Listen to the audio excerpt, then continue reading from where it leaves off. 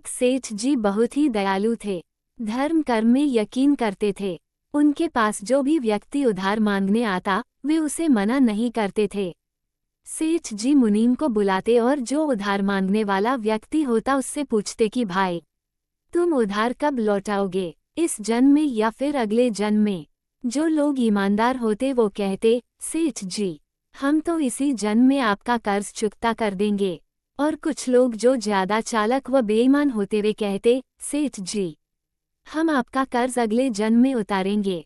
और अपनी चालाकी पर वे मन ही मन खुश होते कि क्या मूर्ख सेठ है, अगले जन्म में उधार वापसी की उम्मीद लगाए बैठा है।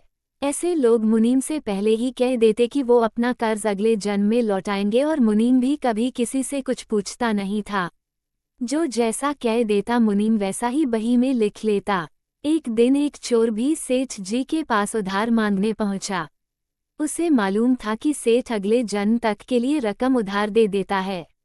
हालांकि उसका मकसद उधार लेने से अधिक सेठ की तिजोरी को देखना था। चोर ने सेठ से कुछ रुपये उधार मांगे। सेठ ने मुनीम को बुलाकर उधार देने को कहा। मुनीम ने चोर से पूछा, भाई इस जन्म में लौटाओगे या अगले जन्म में। चोर ने कहा, मुनीम जी मैं ये रकम अगले जन्म में लौटाऊंगा। मुनीम ने तिजोरी खोलकर पैसे उसे दे दिए। चोर ने भी तिजोरी देख ली और तय कर लिया कि इस मूर्ख सेठ की तिजोरी आज रात में उड़ा दूंगा। वो रात में ही सेठ के घर पहुंच गया और वहीं भैंसों के तबेले में छिपकर सेठ के सोने का इंतजार करने लगा। अचानक चोर ने सुना कि भैंसें आपस में बातें कर रही हैं और वह चोर भैंसों की भाषा ठीक से समझ पा रहा है। एक भैंस ने दूसरी से पूछा, तुम तो आज ही आई हो ना बहन। उस भैंस ने जवाब दिया, हाँ आज ही सेठ के तबेले में आई हूँ। सेठ जी का पिछले जन्म का कर्ज उतारना है और तुम कब से यहाँ हो। उस भैंस ने पलटकर पूछा तो पहले वाली भैंस ने बताया, मुझे तो 3 साल हो गए हैं बहन।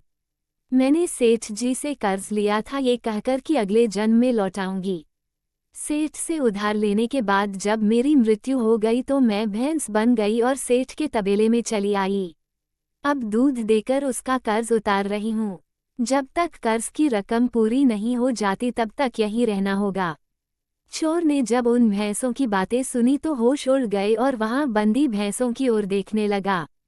वो समझ गया कि उधार चुकाना ही पड़ता है, चाहे इस जन्म में या फिर अगले जन्म में उसे चुकाना ही होगा। वो उल्टे पांव सेठ के घर की ओर भागा और जो कर्ज उसने लिया था उसे फटाफट मुनीम को लौटाकर रजिस्टर से अपना नाम कटवा लिया। हम सब इस दुनिया में इसलिए आते हैं क्योंकि हमें किसी से लेना होता है तो किसी का देना होता है।